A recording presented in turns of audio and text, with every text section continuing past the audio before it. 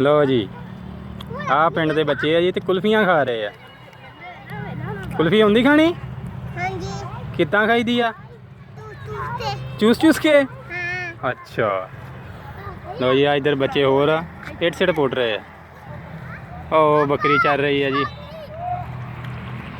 आ मुंडा दो कुल्फियां होर लै के आया, जे किसी ने खानियां ते आ जाओ।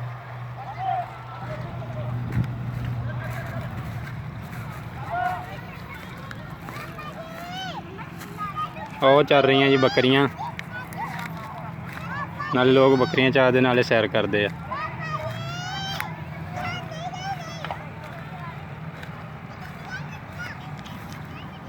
ਆ ਜੀ ਬੈਂਗਣ, ਬੈਂਗਣ ਦੀ ਫਸਲ।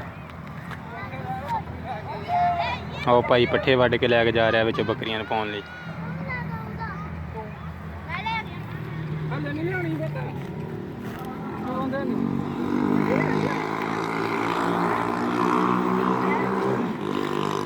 ਆ ਇੱਕ ਬੱਚਾ ਹੋਰ ਕੁਲਫੀ ਖਾ ਰਿਹਾ। ਆ ਬੱਕਰੀਆਂ ਚੱਲ ਰਹੀਆਂ ਜੀ, ਘਾਹ ਖਾ ਰਹੀਆਂ ਨੇ। ਆ ਮੂੰਜੀ ਦੀ ਫਸਲ ਆ ਜੀ, ਇਹਨੂੰ ਝੋਨਾ ਕਹਿੰਦੇ ਆ, ਇਹਨੂੰ ਚਾਵਲ ਲੱਗਣਗੇ।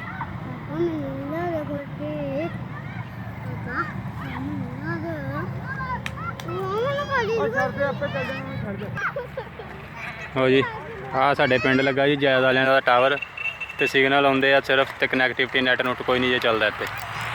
ਆ ਸ਼ਾਮ ਦਾ ਟਾਈਮ ਆ ਜੀ, ਪਿੰਡ ਦਾ ਮਾਹੌਲ ਆ। ਉਹ ਬੱਚੇ ਹੋਰ ਖੇਲ ਰਹੇ ਨੇ, ਪੇਂਡੂ ਮਾਹੌਲ।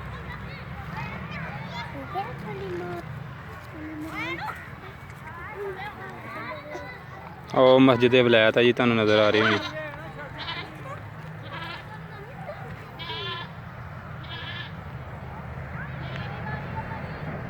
ਆ ਸ਼ਾਦੀ ਹਾਲ ਆ ਜੀ, ਗੌਰਮੈਂਟ ਹਾਊਸ ਵਾਲਿਆਂ ਨੇ ਰੈਂਟ ਤੇ ਲਿਆ, ਮੁਲਾਜ਼ਮ ਆਪਣੇ ਉਹਨਾਂ ਦੇ ਰਹਿੰਦੇ ਨੇ ਇੱਥੇ।